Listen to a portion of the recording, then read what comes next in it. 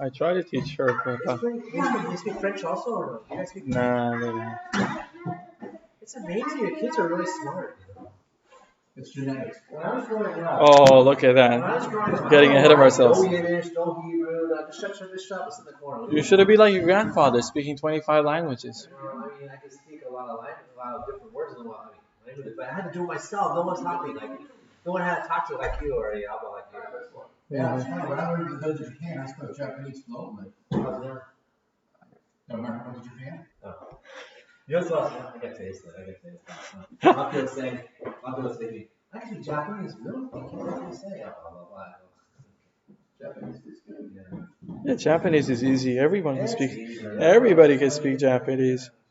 Okay, here I sent a link to the live stream. Yeah, that was me. I That got was a me. text from a rabbi. You got a text from a rabbi. Run for your life, my friend. Run for your life. It's so funny in California. I get this. The problem is I'm sleeping. Oh, you were around here. That's nice. Does she like her school? Yeah, she really does. She likes her school. She likes her. She doesn't really like her roommate. The roommate that's actually in her room doesn't like her. The roommate next door she likes very much. She's. I gotta tell you, the truth about something. I bring her here to go to Tempe American School. Was one of the greatest things we ever did because she got an A- in our chemistry class. You know what happens is I believe. I could be wrong. I believe a lot of kids aren't prepared for university when they're in the USA. We're all scratching and crawling on each other to get to the best universities. The reality is, a lot of people aren't ready for it. And when you get there, well, Veronica, she got an A- on her chemistry test, and like the schools, I don't care if you're good or not, they're going to be tough on you. They're going to like, this is university. And she got an A, and I don't believe chemistry. She's really good at chemistry and math now because of the hard work she put in here. Way to go. Yeah. Water for the teacher. Oh, thank you. Was theoretical, mathematical, or lab course that one can speak? It's a lab. You have to take a lab. It's you have like I think it's one credit in a classroom and the rest like 3 or 4 credits in a lab. It's mostly lab. And there's this family, the Keck family, K-E-C-K. They're big donors. They're like have the big, they're like a Walgreens, like a CVS pharmacy. And you familiar with the pharmacies in the USA now? You're the Keck observatory, right? So you know Keck in the Palomar in San Diego. In the Keck observatory. They just invested about $25 million on a new engineering lab school. Beautiful. Yeah, that's one of the reasons why Okay. the school is really it's kind of moving up a little bit.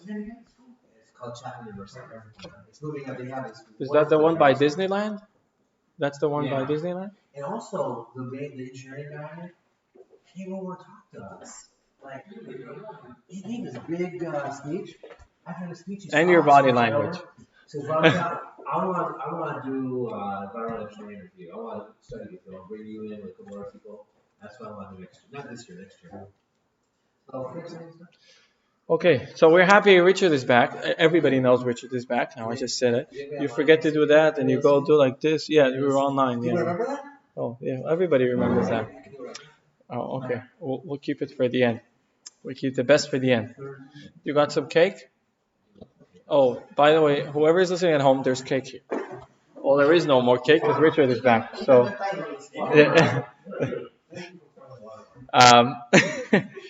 so we know Rosh Hashanah is a very auspicious time, and it affects the whole year. And there's a famous saying that a person should not sleep on Rosh Hashanah. Or not oversleep on Rosh Hashanah. Obviously, you need some rest, but whatever minimal rest, because they say it's a kind of a superstitious kind of thing where you sleep, then your fortune will sleep throughout the year. So we had a friend, not a real friend, but for the joke, who was very unlucky in his life.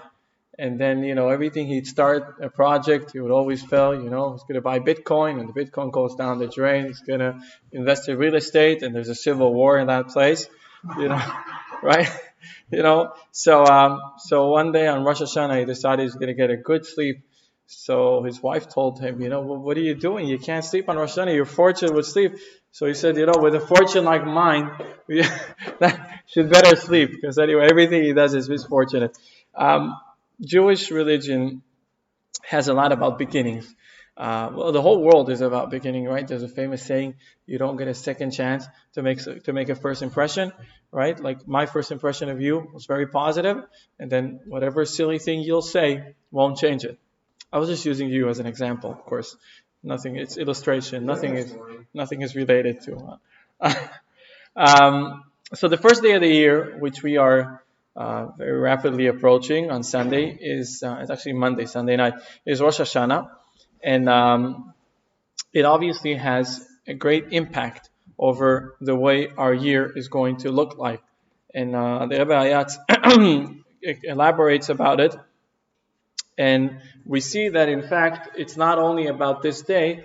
Beginnings is a real big theme. So we have, like we said, Rosh Hashanah, which is the first day of the year. We have the first statement that a person says when waking up in the morning, Modeh ani lefanecha, which means I give you thanks for giving me back my soul. That is a very short sentence with 12 words in Hebrew, or in English probably a few more words, but a person should train himself or herself to say that very early, right away, right as you open up your eyes.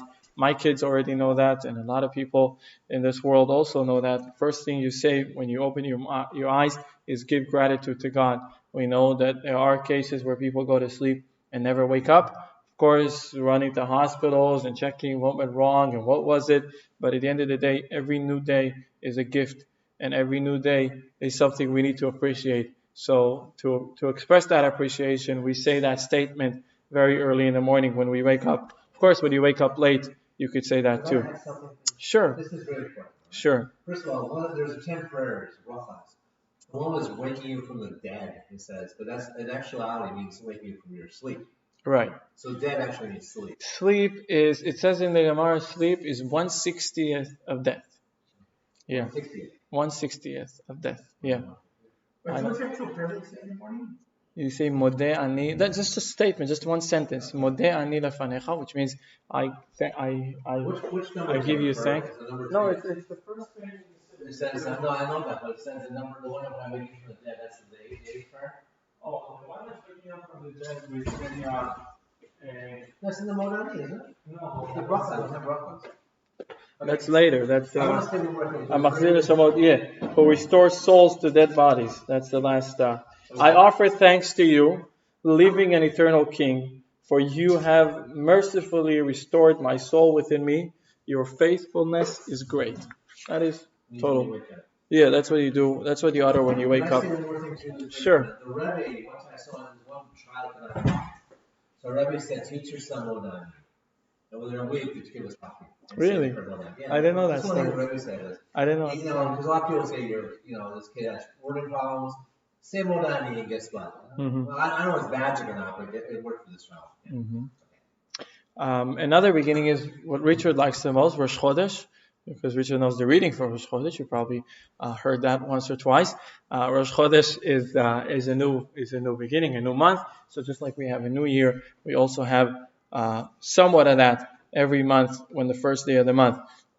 This also encompasses not only us as people, but also with regards to plants and inanimate as well, which is a person, we've discussed that last week in the weekly portion, a person who has a field and grow fruits. The first fruits are dedicated to the Holy Temple, and we'll read a little bit about it today as well. And of course, when baking bread, when we bake bread, my wife makes bread. The whole everything, all the bread we have is made here. Of course, we can't buy it outside. So whenever we make, when she makes dough, she makes flour and water and a dough. So a part of that dough is being separated. This is what we do now is only commemoration, but they used to do that. In fact, every Jewish home, when they would make bread or prepare dough for any reason, they would separate some of that, and this would be dedicated to the Holy Temple for the priests.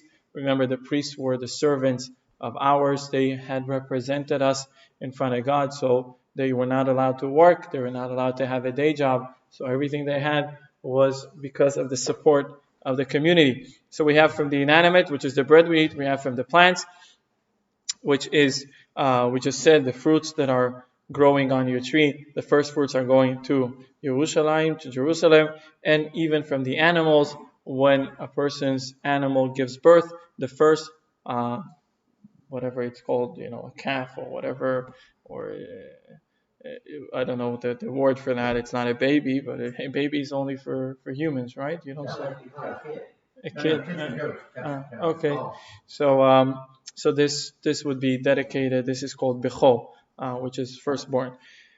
So we have on that regard, with regards to the Bechorot, to the firstborns, we know that Torah looks at firstborn in a very interesting way. Well, you're a firstborn, you're also the youngest child, right, in your family, the oldest and the youngest in complex in your family.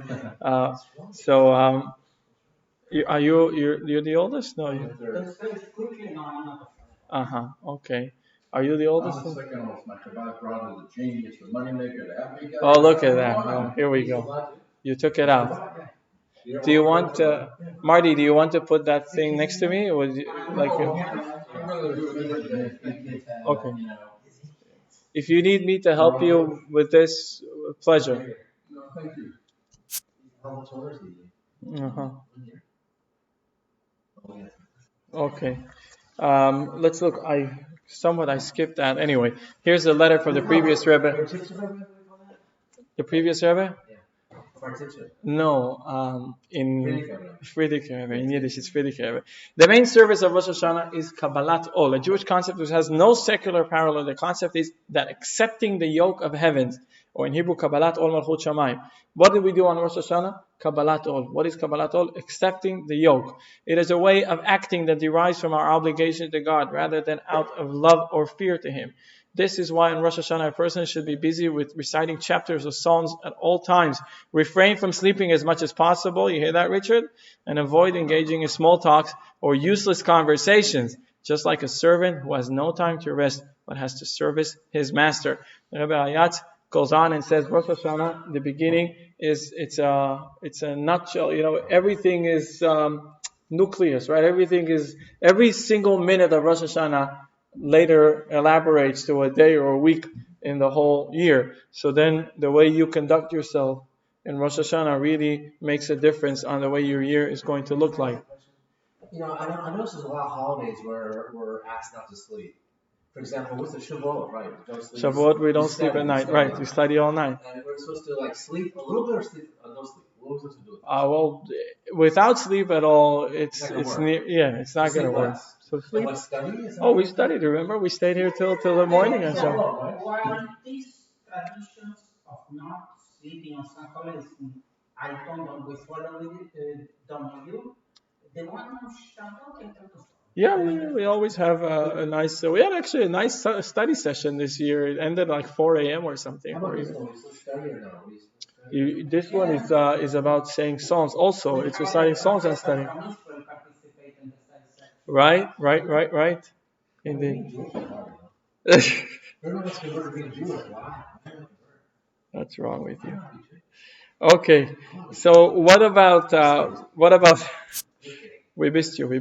Here's what I told you earlier about beginnings. The inanimate, the first portion of your dough, you shall separate a loaf for a gift. The plants, when you come into the land which the Lord your God gives you for inheritance, and you possess it and settle in it, you shall take of the first of all fruits of the ground, which you will bring from your land, which the Lord your God is giving you, and you shall put them in the basket and go to the place which the Lord your God will choose to have His name dwell there, which is basically the holy temple. So the beginnings. This nice picture is not really real because it features oranges and apples and grapefruits and kiwi. The bikurim were from the 7 species, which kind of a little different, but it's always not grapes. You could grapes is okay. No grapefruits though for serving at the temple or definitely not New Zealand kiwis. That seems to be grapes would be there. Oranges, I don't know if oranges were. And also the animals you shall give over to the Lord, whatever opens the womb, and every miscarriage that opens the womb for an animal which will be yours, the males belong to the Lord. So any animal, cow that gives birth, the calf, the first one goes to the holy temple and he's sacrificed or given to the Kohanim. I interrupt you for a second? Okay, so could you paint the picture? I'm sorry. Could Thank you you. paint the picture? Actually, linear is pretty busy before. Obviously, the second temple, there would be the you would actually give your cow. They would actually did they skin it and keep the skins? That's how they make their living during the year. Depends. It depends what type of offering. Some offerings will be sacrificed completely on the temple. Some offerings you would actually benefit the owner of the offering, the owner of the animal would also take some to eat with them, to have home. For instance, the offering called Chagiga, which is what people used to bring with them to Jerusalem as a celebration. That would be their festive dinner would be made out of meat that some of it was offered in the altar. And they eat around the area. Yeah, they have to eat it in Jerusalem, and it has to be eaten at a certain time frame. And the Kohanim, the priest, actually, their diet wasn't so healthy, to say the least. They used to eat a lot of meat, a lot of whatever they had. That's basically the food they put on their tables because they couldn't work. They were busy serving God in the holy temple. So what they benefited was that they received that, and they could eat it with their families.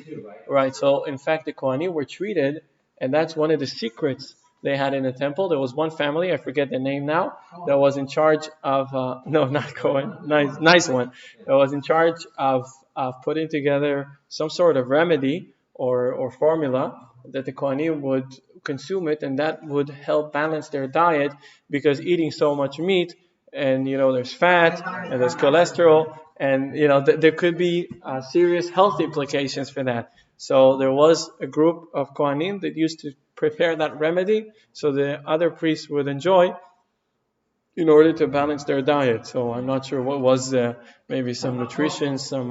Could you tell us also? You must have a giant barbecue out there. Yeah. Well, I guess not every day was barbecue. Some days they make schnitzel.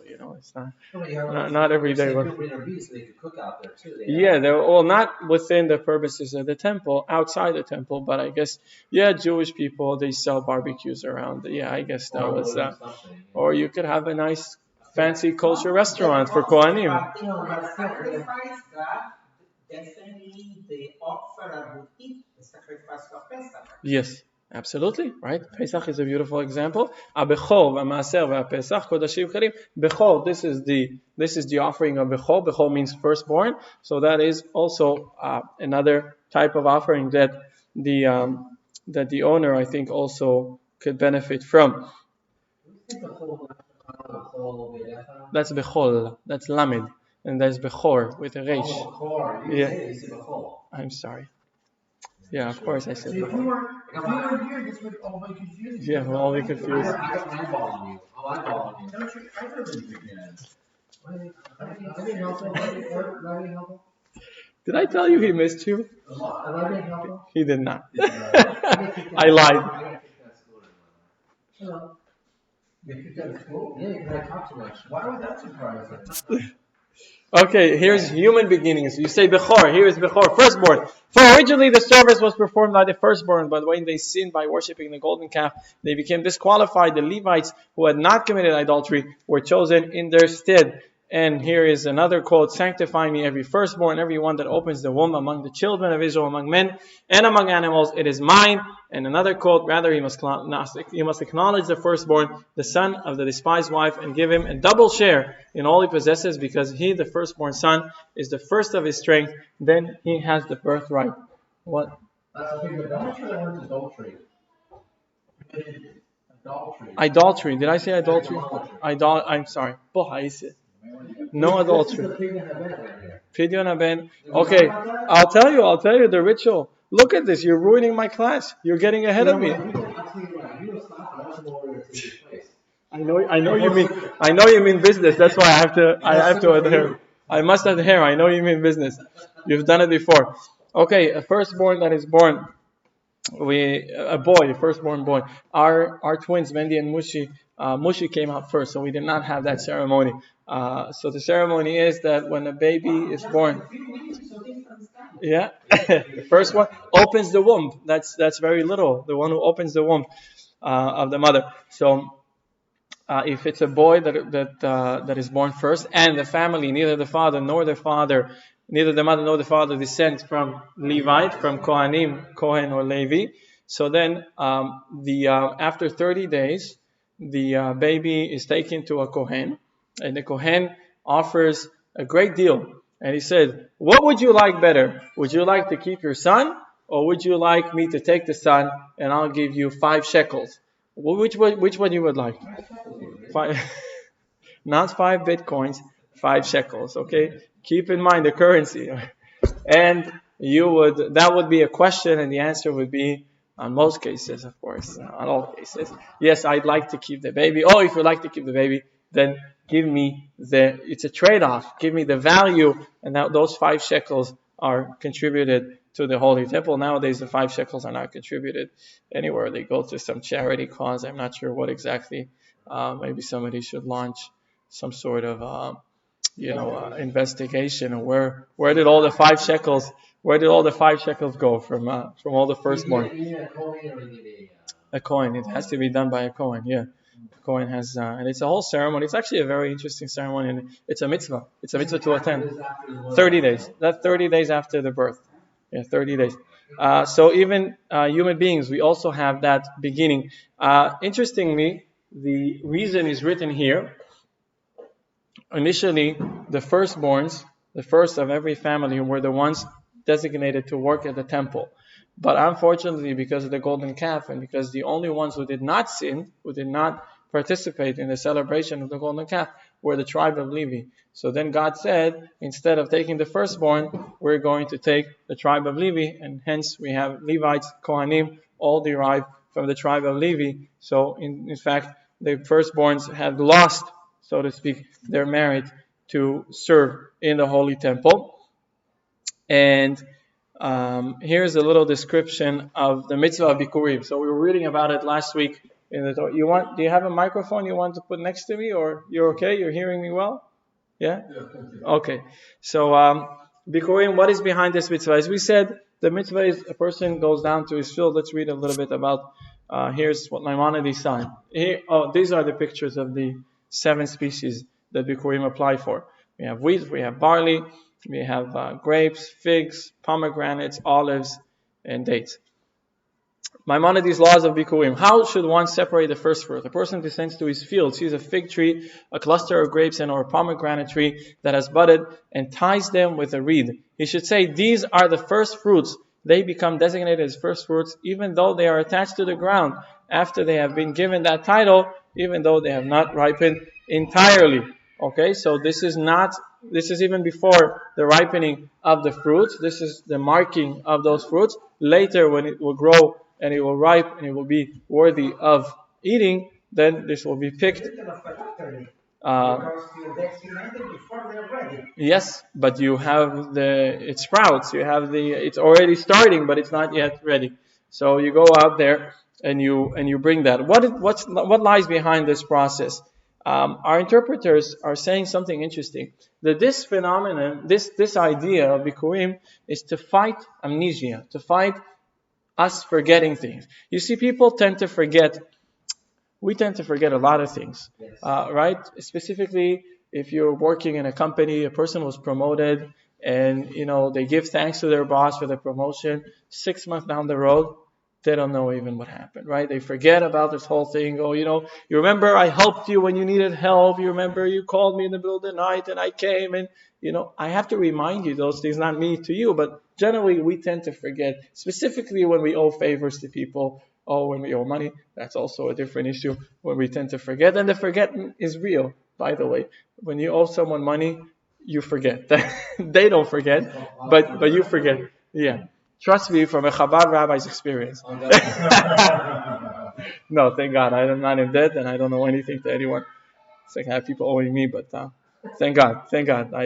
I thank God for that a lot, that I'm not in debt. But in the USA, a lot of Chabad rabbis are in debt, in big debt. So, the one in the movie. oh, the one in the you know what? Reality is bigger than fiction in that story. I can tell you. Yeah, the debt is not as difficult as it is in real life.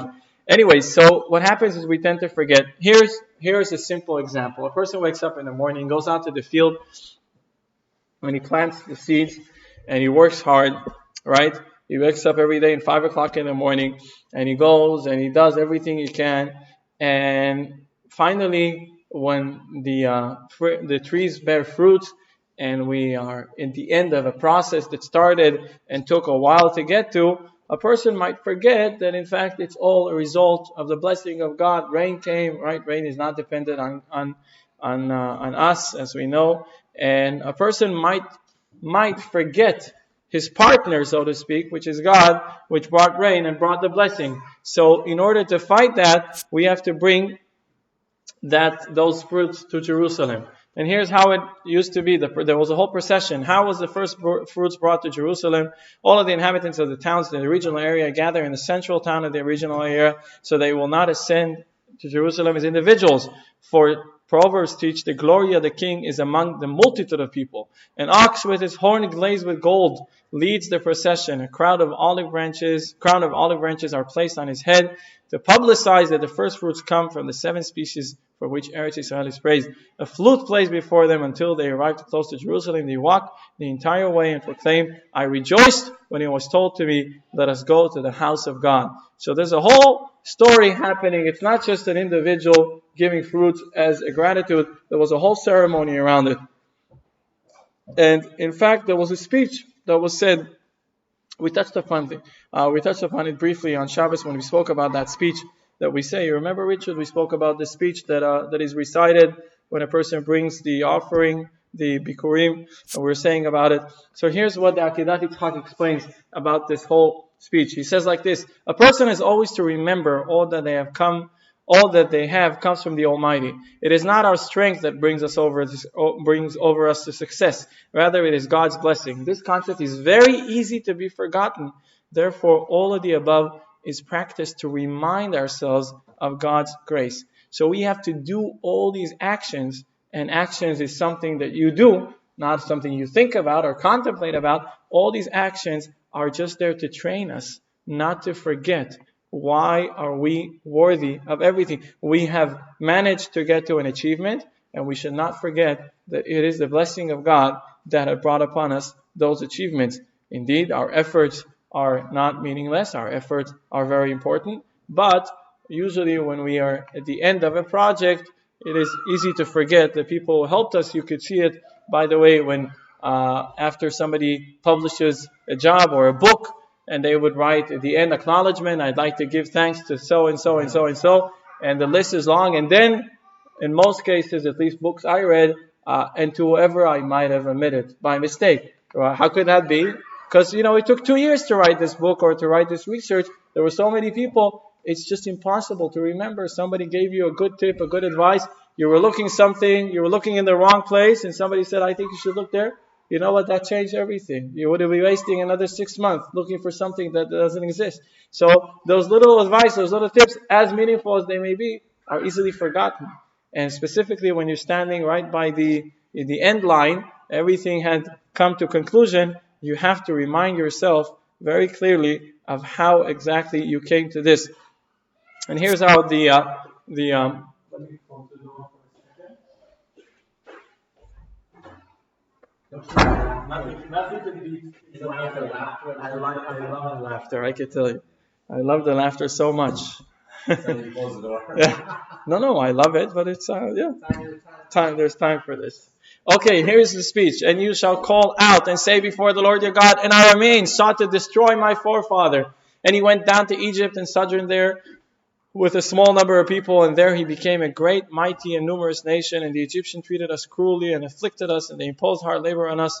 Oh goodness, I copied that line again. And he brought us to this place, and he gave us this land, a land flowing with milk and honey. Okay, the land of milk and honey. Here's another quote of milk and honey. Where's the source of it?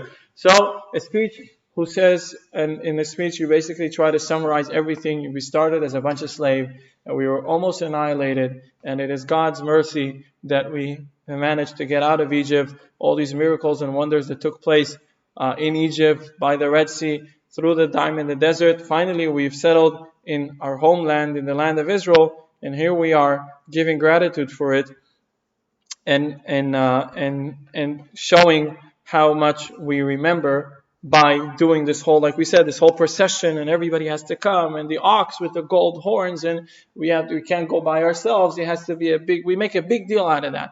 Why do we make a big deal? Because we have to remind ourselves, though some of us remember better than others, but once you do it as a congregation, that helps everyone. Once you do it as a joint effort, that helps everybody to get into the atmosphere, to get into the feeling of gratitude.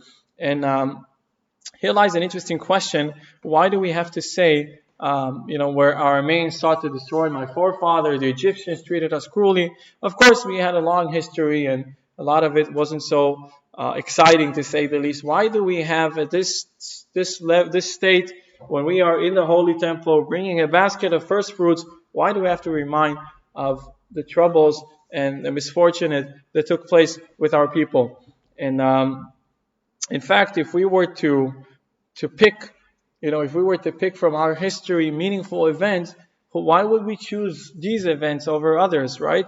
We say, what is our main, by the way? Our main, you know who our main was? That was Laban.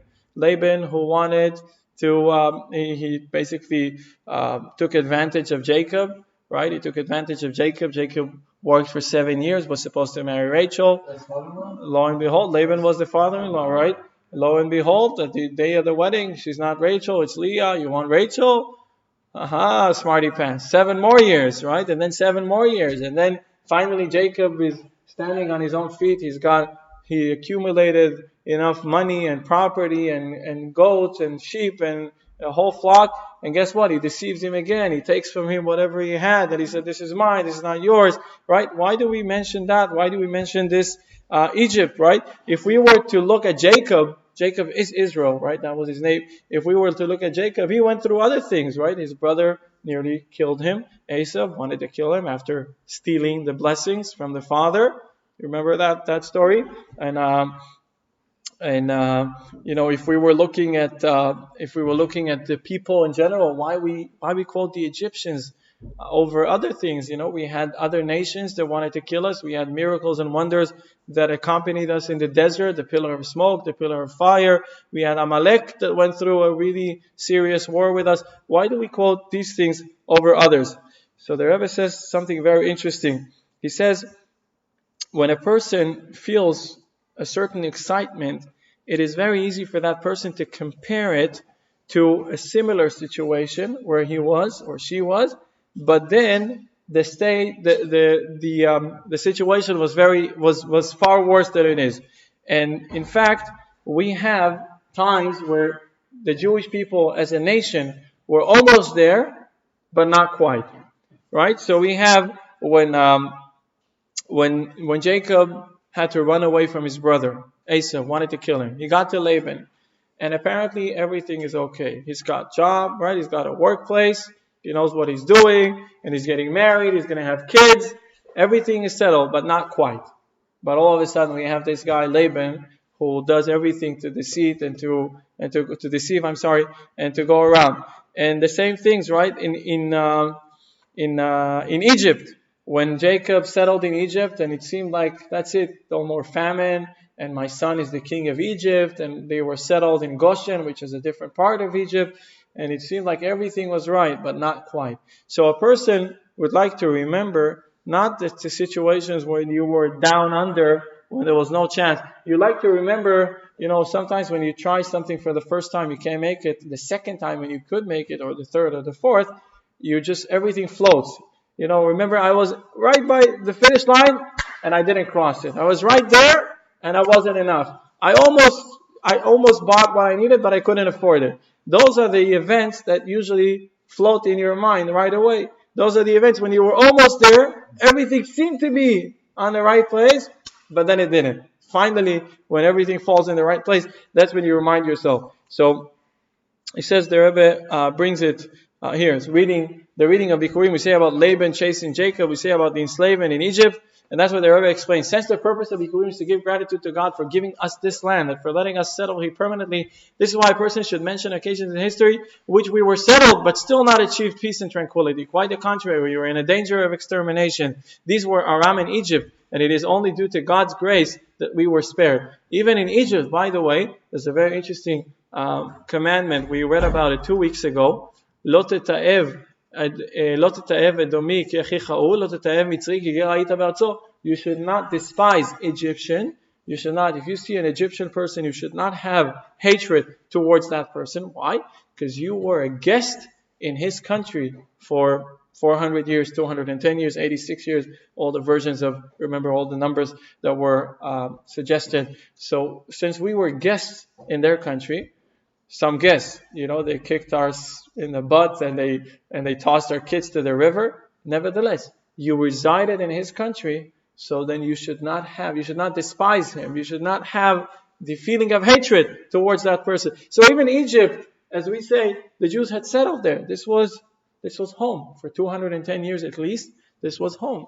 So to say what you want, but this was where we settled. This is where we were. So it appears to be just like now we are home. Now, unfortunately, is after the second destruction, and we're not home. We're in Taiwan, which is also a good country to live in, but not. Thank you to Europe. You know what? When the very few. Well, officially, there's a peace agreement between. You went from Israel to Egypt, right? So, you're not Israeli, but you could have. Okay. I was with them in Australia that time. You were. Yeah, I went with them. Okay. I know there's a daily flight from Cairo to Tel Aviv. A friend of mine who took that flight told me that the screens where it doesn't say, the flight doesn't say Tel Aviv, because they're scared that some nuthead who just landed from Iran or something is going to go stabbing everybody. Oh, that's gate 32. Everybody's going to Tel Aviv. Kidding, no kidding. In Cairo airport, the Egypt Air flight, they have a daily flight, Egypt Air to Tel Aviv. It doesn't say on the screen. It says a different code or it says something else because a lot of people land there and you probably could run into someone who's not having a good day. What was that report? A year ago or so. Okay, Oh, right. Oh, I mean during the time of Mubarak. He was quite a dictator that knew how to handle his people. He was Mubarak. Yeah. Oh, the current one is trying to be, but I don't know if he's managing to get this. The current one, the guy who was the general from the army, Assisi. He's no sissy, I could tell you. Yeah, he's got his hands together. From San Francisco to Tel Aviv, nonstop flight now, and they announce 1 hour beforehand. Make sure you get here quick because you have to do a double check of you. Even though you got through 3 checks already, really? They're gonna check you one more time. Oh, when going to Israel. Yeah, they check. It's amazing. Israel doesn't play around. These guys check everything over and over. Yeah, well, it's better safe than sorry, I guess. Hijacking's very common. No. Well, El Al is literally impossible to hijack. They have guards both in business and in economy, looking like passengers, regular passengers. They have armed people that are. Every international flight on El Al has people from the security. Yeah, a friend of mine used to work. He was like the guys who treat them. They can sit in business class. I was once sitting next to some person. I was asking a question. You know me, how I like to talk like you. That's what do you do? What like that? And then throughout the conversation, I realized this person is not going to the destination for the destination. He's there for the flight. So yeah. So a lot of it will be.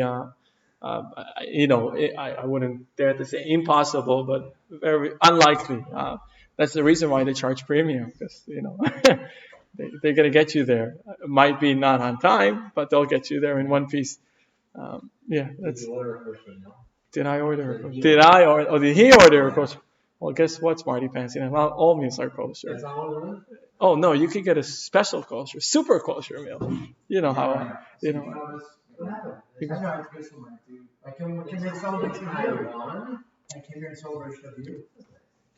It's very nice. I'll see you soon. Thanks, Jim. Yeah, I better catch you online. Take some cake with you. I don't need cake anymore. I used to be, Oh, now that Richard is here, you don't need cake. Okay. Bye. See you, Jay. Anyways, so here's what so we have to remind ourselves of a similar situation. And then during the time when they went to Egypt, this is what my son was saying on Shabbos. You remember that, Mendy? When they went to Israel, how many years they had to wait before they brought the Bikurim? Remember? 14 years. Why wait for 14 years, Mendy? You remember? You remember the second one. Can you read the second one? The one on the right? A Jew. No? Yeah. True. Truly happy. What does it say? It's like umbrella. Yeah, until. very good.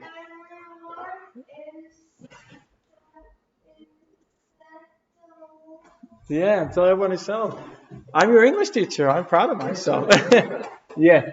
Okay, so Mehdi was saying the second reason is you cannot be happy until everyone is settled. And the second reason, maybe you didn't say that, while there are miracles, we don't need reminders. We were saying about needing a reminder to thank God. All those 14 years when the Jews had settled in Israel, they had plenty of miracles going back and forth. So because these miracles took place, we didn't have to have those reminders. You know, remember a few years ago, there was, well, it wasn't a few years, it was more than a few years ago. Remember the tsunami in Thailand and, the big earthquake, right? And everybody were calling each other. Everybody were, you have a cousin there. Everybody were thinking about, because once something like that happens, you don't need a reminder. So throughout the years of settling in Israel, they had all these miracles. They didn't have to have a constant reminder of God's presence. What did you find, Ruben? You were looking for something? No, just Okay, I thought you were looking for something specific. no. Okay, so some people say that just like taking this example of the first fruits and the first animals, what about the first child of every family? Is the first child necessarily the most successful one? So in fact, when we look through the stories of the Tanakh, of the Bible, we find that the answer is actually not. Okay, let's look at the example of some firstborn. The first one starts from your left. Cain. Cain. You remember Cain? He was the firstborn. What did he do? Killed his brother. Not such a great deal. Yishmael, right? Abraham's firstborn, Ishmael. Yeah, well, he's okay. Let's put it as okay. Compared to other places, Yeah, yeah, there are some virtues with some of the other good ones. yeah, yeah, yeah. Esav, right? The firstborn of Isaac. Esav. But he was a twin, right? He like born a minute before, wasn't he? Yeah, but he still came out first. He came out first. Vayit rotzetzu, right? Ve'acharechen yatsa achiv. They were not twins, but Cain was the first. We're looking now at firstborns, Bechorot, whether they were the most successful or not. Now we have extremes. Reuben was nothing bad with him, heavens forbid, but still, between the children, amongst the children of Jacob, he wasn't the most successful, right? He was considered hasty. He did things out of impulse, right? He did a lot of things that are all these firstborns. Were they actually better? And the answer is actually not. So there's a lot of psychological researches talking about which is the most successful child in the family. Some say that the firstborn is getting the most attention of the parents. You know how the parents are excited when they finally have a child, so they give him all the attention to that child. When another brother or sister comes, there's a different time. But since the first child gets all the attention, then they would grow to be the most successful ones. Some say that in fact the middle children are better because you learn already, and the youngest, some say the youngest because they get, when the parents are already, they understand they're not going to have any more children, so they're letting go of a lot of things. Many rules are broken, are bent, and all the other stuff. So there's an interesting discussion. There is no clear distinction Obviously, this is not going to be genuine science because every family is different, every background is different. Even within the same family, there's crises, there's situations, there's health issues. There's people passing away, people becoming ill, and so on. This, of course, has a tremendous effect over the whole family cell. So that is impossible to come out with a clear-cut conclusion over that. But nevertheless, looking at firstborns, even by Abraham, Isaac, and Jacob, the firstborns were not the most successful ones.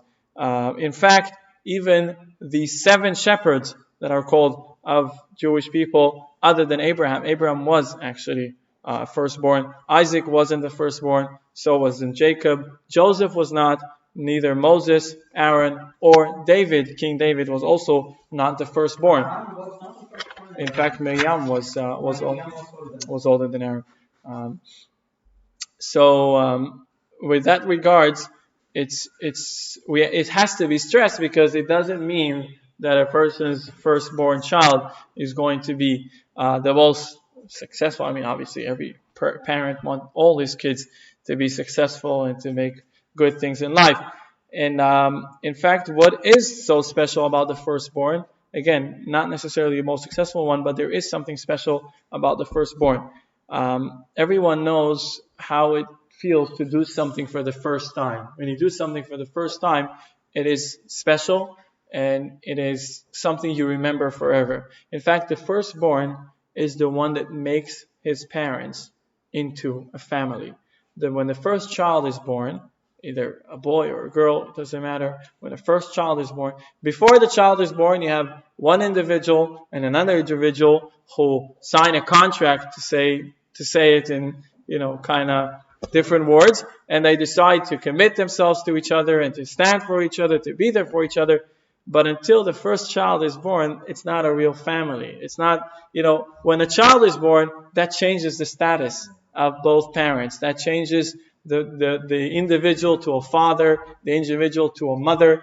That changes everything. So the firstborn really has a tremendous effect over the parents. And here's what the Tosefet Bachai explains. The natural thing is that a father will be inclined to love his first child more than the other children. The reason could be since that child is my strength and the first of my might, or since the first child changes his status to become a father. Hence the tradition of double inheritance for the firstborn. Marty, I don't know if you know. Are you a firstborn, Marty? No, you're not. I'm not. Neither do I. Neither am I. So I'm fifth. I'm the youngest in my family. Yes, I'm the youngest. No, I'm not young anymore, but I'm the youngest. So your parents forgot your name already. My mother just celebrated 72 last But year. no, she forgot who you are. No, she knows she's got some relatives in Taiwan, but some third cousin or whatever. Taiwan? What's in Taiwan? Everybody's. Yeah. Okay, so double inheritance. Okay, if a person passes away and they have children, so for instance they have 4 children, so everything is divided to 5, and the first child gets 2 portions, right? If it's 6 children, everything is divided to 7. That's how the Torah says. That's what the Torah says about. This is all about about inheritance.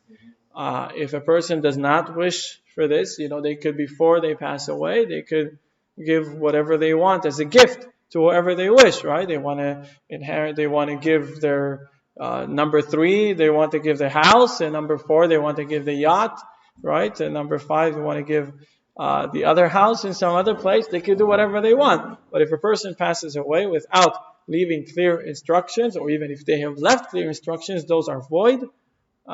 With regards to that, the firstborn gets double portion of everything that is existent, not things that are, if they invest in stock market or what.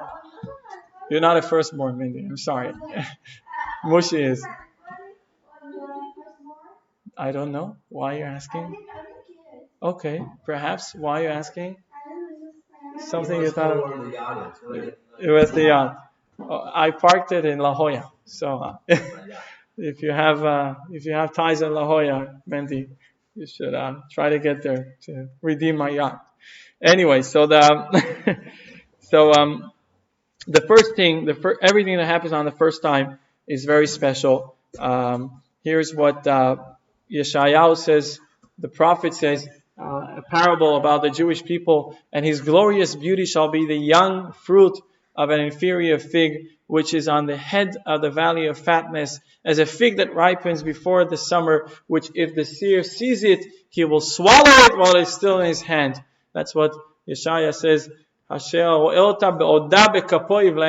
It gives a parable, an analogy to the Jewish people, how God looks at us favorably, just like you're a farmer, and finally, after all that years, all that investment, you have the first fruits that are coming. They're so juicy and they're so tasty. You swallow it while it's still in your hand. That's how. That's the immense love that God feels towards us. So that brings us back to where we were about the fruits. This context, which is that's why God tells us to give Him the first fruits. That is how we acknowledge that. Here's what Sefer HaChinuch explains. From the roots of this commandment is that God, may be blessed, wanted to make us married to do a commandment with the beginnings of His fruit, in order that all should know that everything is His, and that man has nothing in the world except for that which God, may be blessed, apportions to us in His kindness. And he will understand this in his seeing that after a man exerts himself many exertions and put himself through many troubles in his world, and has reached the time when it makes the fruits, and his fruits is beloved to him, like the apple of his eye, he immediately gives it to the Holy One, blessed be He, and what is this word? Empties his possessions of it and of his properties to put it into the possessions of his Creator. So Sefer HaChinuch goes on to, in his beautiful style, everything is turned into, the style of Sefer HaChinuch is that everything, all the parables are brought in such a way. So he says, this is what it means when you get to a place, or you get to a state, or you get to a stage of life that you've put so much effort and you finally reach that. If you could be, perhaps graduating from school or from high school or from college, getting your master's degree, when you get to a stage, when you get to a meaningful part of your life, so you need to remember what and who had brought you to get to where you are. So this is in the world of agriculture, when most people were farmers, this is what the meaning of it is, really to dedicate the most of it. There's a story that was told about. This is dedicated to the house of God. What exactly happens with it depends on the situation in that time. If it's a Kohen that can use it, nowadays we cannot give it to the Kohen because we cannot, His holiness to it. Basically, which is only the one that's officiating in the temple. There's no. The Teruma could be given to any Kohen, if I'm right. Correct. Tuma is the Kohen, and that one Bikurim is the one that's in the temple. I mean, it used to be in real life. Nowadays, we don't have a temple, so. Right, but I was saying that figs go watch it. Oh yeah, yeah. I don't like figs, but anyway. By the time we got to the temple, we all watched it. No, not necessarily. I mean, it has some shelf life. I mean, it depends on. Also, the season was very good. This was after Pesach. Of redemption for money. Yes, that could be. And that looks like movement. Is that movement? No, that's actually an old picture of Rabbi Wilhelm from Bangkok. It's a story that he told about this young guy who they were studying in Rosh Hashanah day in the morning before the prayer, just like we do here. They study before, and then there was a guy who tapped on his shoulder, says, "Can I talk to you in private for a few minutes?" And he said, "Sure, yeah." He finished what he was doing, and he came to him, and he said, "I got to tell you that I have to go to the airport because I have a flight that leaves later today, and I need to go to the airport. But I promised my mother that I will hear the shofar blowing on Rosh Hashanah. So would you mind blowing the shofar for me, and then I could go to the airport to catch my plane?" Right? That's a very, he's telling the rabbi he's going to catch his plane on Rosh Hashanah. So the rabbi was, of course, not sure what to say. On one hand, the person is about to go to the airport. On the other hand, he wants to hear the shofar. If I won't sound the shofar, he will just leave, right? And what will I gain? If I don't blow the shofar for him, then he's going to go to the airport. What will I gain? So the rabbi says to him like this. He says, "Okay, I am going to blow the shofar for you because you've asked me so nicely, and this is what I need to do. But still, I'd like to ask you something. Today is actually the first day of a new year. We actually started right now a new year. And I'd like to ask you something. Perhaps you could stay with us. Stay with us for Rosh Hashanah. We'll arrange you a place to stay. It's just one night or 2 nights. Stay with us. And after Rosh Hashanah, he's a traveler. It's not like he has a business meeting waiting for him, lining up for him. He's going to see a mountain or a valley or go on a trek. Stay with us a day or two. And after Rosh Hashanah, I'll help you arrange also a ticket. Maybe you won't lose the ticket. Maybe you'll get a different ticket. Stay with us. Today's the first day of Rosh Hashanah. So the individual, the young man, looks at the rabbi who said what he said, not because he read in some book, not because he spoke from his heart, and that impressed him. The sincerity of the rabbi's words had impressed him. And he said, what? I'll stay. Okay, so he decided to stay. And of course, the rabbi moved on in life. He helped him arrange a place to stay, which is nearby. They have, these cheap hostels in Bangkok. Very easy to come across a place to stay. And he helped him after the holiday to get a flight ticket. And that's it. Story's over for the rabbi. And after a month later, this individual, this young man, sends an email to Rabbi Willem, to Rabbi Nehemiah, and he says like this: I wanted to tell you something, that what had happened to me in your synagogue in Rosh Hashanah had a tremendous impact on me. And he said, I want to tell you that this is already the fourth Shabbat that I am not violating, which means the fourth Shabbat I keep. And why did I didn't plan on doing that. But he said, since I started the year in such a beautiful way, since I started the year in a right foot, that made me say, oh, you know what, last Shabbat I kept. Can I keep this Shabbat? So he went from one Shabbat to another, to a third, and to a fourth. And he sent that letter just telling the rabbi, who, again, spoke from his heart with sincerity. This is what he thought of saying, and that's what he told him. And he said, that had a great impact on me because I started the year on right foot. I don't want to waste it. It's a beautiful thing. I started it in the right way. I don't want it to end like this. I want to continue it as much as I can. So this is what we're trying to get with this class today. The way you start, the way you begin things, that sets the tone for everything that would follow. And that is why Rosh Hashanah, or that is why the beginning of everything is so significant. The Arizal says something, and he says that he brings it as a secret, some sort of a secret. He says, besides honoring your parents, you should also honor your older siblings. Did you know that? There's a mitzvah. Besides honoring your parents, you need to honor the older siblings. Why is it so? So he's explaining. He's explaining like this. You should know a secret, that there is no creature in the world that does not take from the spirit of the father something. And the first child takes some, while the second child takes from the first child, and so with the third and the fourth. Basically, everything that we have, we derive from our parents, but the older brothers, they get a little bit more of father and mother within them, and that's why we need to honor them. And this is what the Rebbe explains with regards to Rosh Hashanah. A letter from the Rebbe, I'll read it, it's a little small, I'm sorry, should have split it to two. It is explained in various sources, Chassidut Rosh Hashanah is called the head of the year, rather than the beginning of the year, because its relation to the other days of the year parallels to the relation of head to the body and other organs. Just as the vitality of all the organs is subsumed in the head, and this then finds overt expression in the fact that the vitality of every particular organ is drawn down from the head, so too Rosh Hashanah comprises within itself the vitality of all the days of the forthcoming year. They are all subsumed in potential form, and eventually their vitality branches out into individual days and becomes apparent. It may be assumed that this is one of the reasons why we have been earnestly urged to be exceedingly vigilant in cherishing time on Rosh Hashanah, for the hours and the minutes of these days are comprehensive. They are superior to those of the rest of the year, not only in quantity but also in quality. Like the tissue of a brain, in comparison with the other physical organs, is understood from the analogy between the head and the organs of the body. When is a person healthy? When the vitality centered in his head is intact, and channeled to each organ according to his nature. The same is true to the avoda, which means the service of Rosh Hashanah. So just like you realize that the beginning has in it everything, it encompasses everything that you will have later, and that is why it is so important. And here's another story.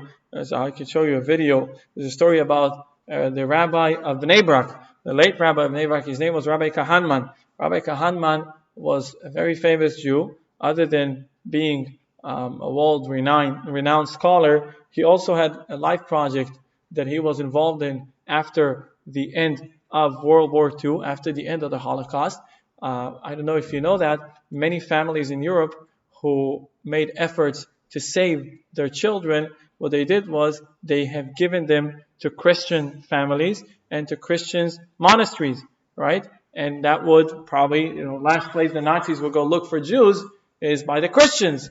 So they have given a lot of kids to Christian orphanage or to Christian monasteries in order to save them. And after the war, some parents had survived and went to retrieve their children. Unfortunately, most parents did not survive. And only later, records had started to float that indeed there were many, many Jewish children who did not die in the Holocaust, who were not murdered by the Nazis. They were spared, but they are living in a Christian environment, in Christian societies. So Rabbi Kahanman took upon himself a life project that he went to try and get as many Jewish children from the monasteries, from the places where the Christians had held them. Of course, many places in Europe. This is right after World War II. A lot of Polish and Hungarian and Ukrainian were never fond of Jews. So when he came, a bearded rabbi coming to get the kids, he was kicked out. What do you want? Right? We don't have any Jewish children. So one of his most famous, you probably know that, one of his most famous feasts was that he's just asked to see the kids without talking to them, without asking them, and he stood up on a little stool or on a chair while the kids were about to go to sleep, and he started saying, Shema Yisrael, Shema Yisrael, Hear, O Israel, and the little kids had started mumbling some words of the Shema Yisrael because they remembered that's how they were put to bed. So there was an artist who put this story into a song. If you want to see it, I'll press the link. First of all, this guy on the right hand side, he's a rabbi. The guy Oh, it looks like the Rabbi Grossman. Why is he? Are you supposed to cover your eyes? You're supposed to cover. This is this is an ad. I don't want to see an ad. I don't know what he's saying. Here, this is Rabbi Kahanman that he went to get. You know this song? No. He says he went to. This is a famous story. Actually, Rabbi Zali told the story. When he got to a monastery, Yeah. that there was a lot of Jewish kids that he had lists, and they wouldn't let. See, this is very important because for example, I didn't know Shema until like 6 years ago. Uh-huh. So he said Shema, I was thinking of how Matzah. It says here that he heard the head of the monastery was very hostile to him, and he said, I'm giving you 5 minutes. You could stay here for 5 minutes. What are you going to do? 5 minutes. So he appeared in the evening while they were asleep. They were about to go to sleep. And he started screaming, Shema Yisrael. And a lot of the kids had replied, Hashem Elokeinu, the Lord is our God, the Lord is one. And a little kid said, Tate, Mame. Tate, Mame means father, mother. So somebody did write a song about this. Yeah.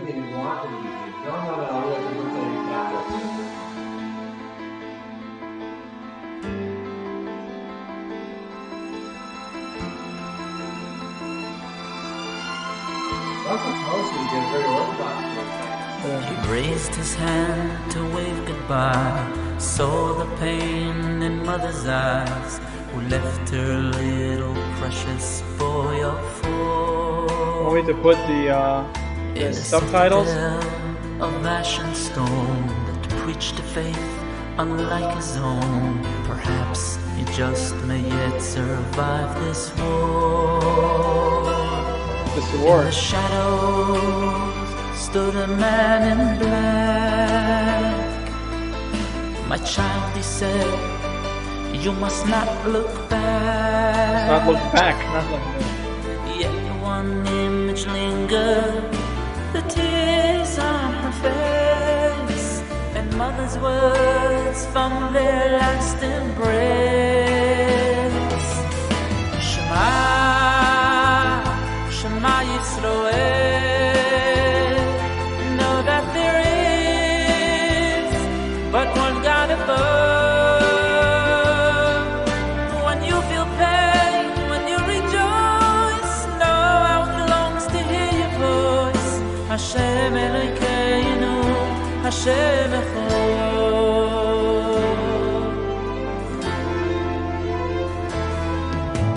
Deep within the iron gate, far from the stench of war and hate, he knew not of a world gone insane.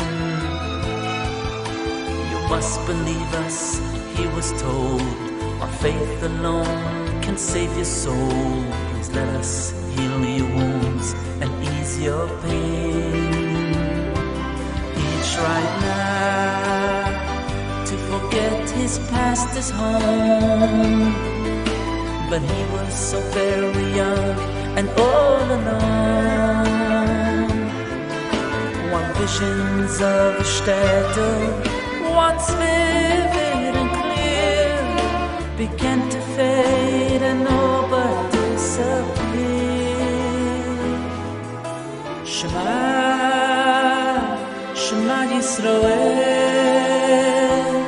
know that there is but one God above. When you feel pain, when you rejoice, know how he longs to hear your voice. Hashem Elokeinu, Hashem Echad.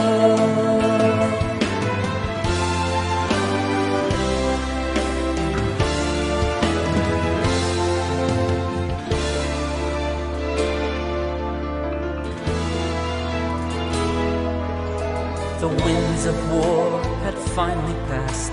One man took on the sacred task to bring the scattered Jewish children home.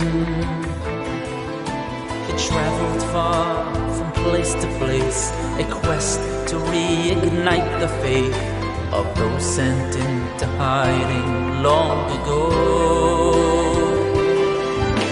He entered the fortress gray and cold. Your kind is not among us, he was told. Hashem above, he whispered, please don't let me fail. As he began to sing, Shema Yisroel, Shema, Shema Yisroel.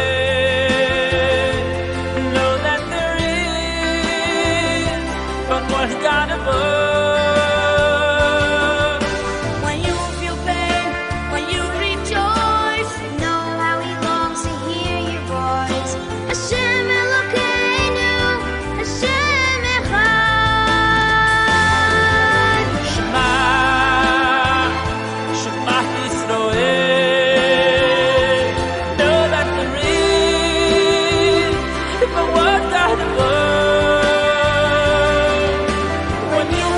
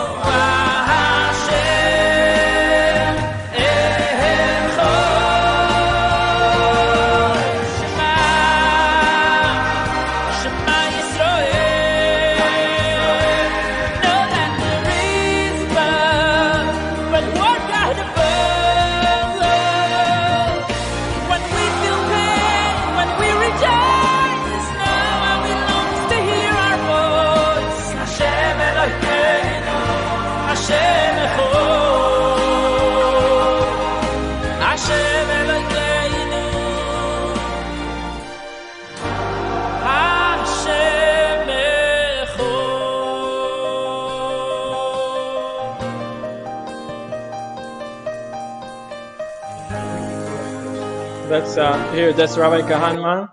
That's Rabbi Kahanman. He's teaching them Torah after he. That's him. Yeah, that's him. All right. So, you see that one rabbi or someone davening at the hotel? That was in the 40s. You were able to go to the hotel then or no? Let's say In the 40s, you could go to the kotel. Yeah. No, wait, until the 60s. No, they blocked it off in the 67, I thought. No, you could go, but Go. anyway, this is it. See you on Sunday What? for Rosh Hashanah. What is Yeah. it? Yeah, it was just wanted to. I thought the clip was I thought the clip was nice. I thought the cakes were the best part.